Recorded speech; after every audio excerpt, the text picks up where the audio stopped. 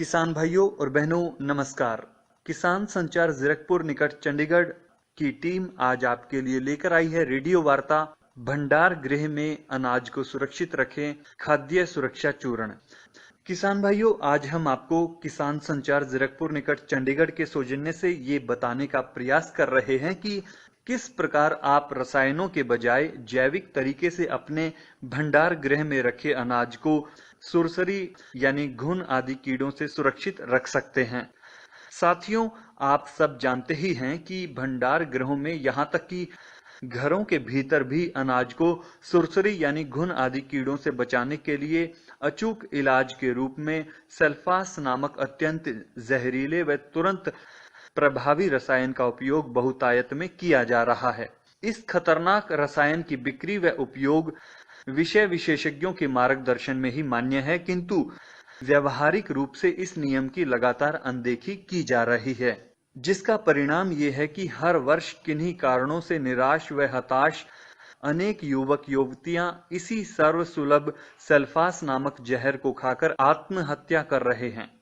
ये इतनी भयानक व तेजी से असर करने वाला जहर है जिसे खाते ही यदि चिकित्सा सुविधा न मिले तो इसे खाने वाले की मृत्यु निश्चित है। श्रोतागण, हमारे देश में ये मान्यता रही है कि जब जब भी प्रकृति हमसे नाराज हुई है, अर्थात अकाल या कोई महामारी जैसी विपदा आई है, तब तब प्राकृतिक वातावरण को शुद्ध करने के लिए हमारे देश में जगह जगह सामूहिक रूप से हवन यज्ञ किए जाते रहे हैं।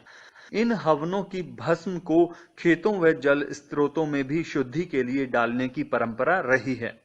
इस भस्म को चिकित्सीय गुणों के कारण लोग अपने शरीर पर मलते हैं तथा दवाई के रूप में खाते भी हैं।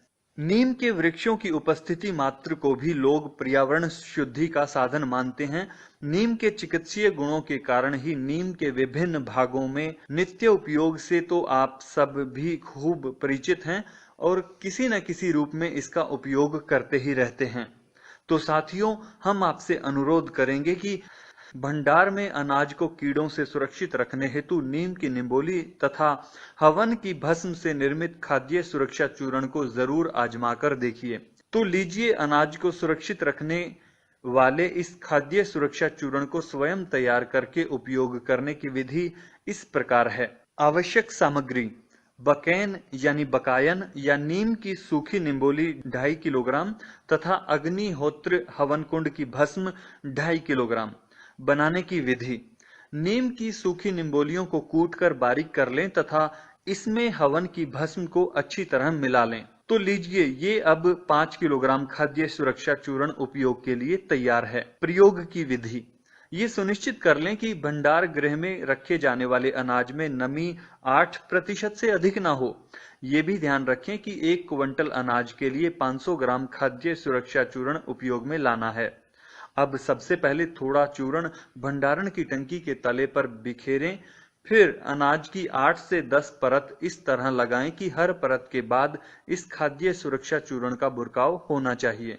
अंत में सबसे ऊपरी परत पर इस खाद्य चूर्ण को छिड़काकर अनाज के भंडार या टंकी को इस तरह से बंद कर लें ताकि उसमें वायु संचार ना हो सके।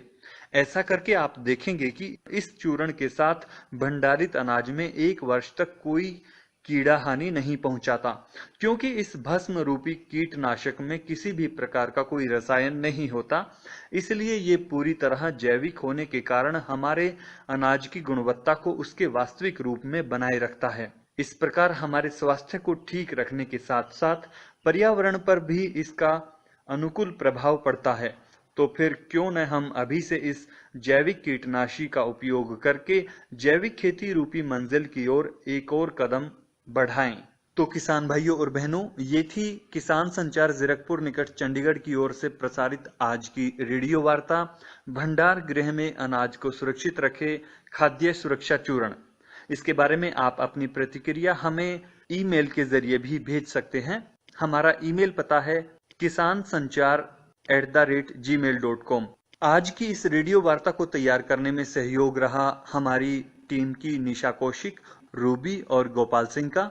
इसके संपादक थे सुरेंद्र सिंह धनखड़। किसान भाइयों, अधिक जानकारी के लिए आप हेल्पलाइन नंबर 90 176 53 200 पर सुबह 9 बजे से लेकर शाम 5 बजे तक संपर्क कर सकते हैं। धन्यवाद।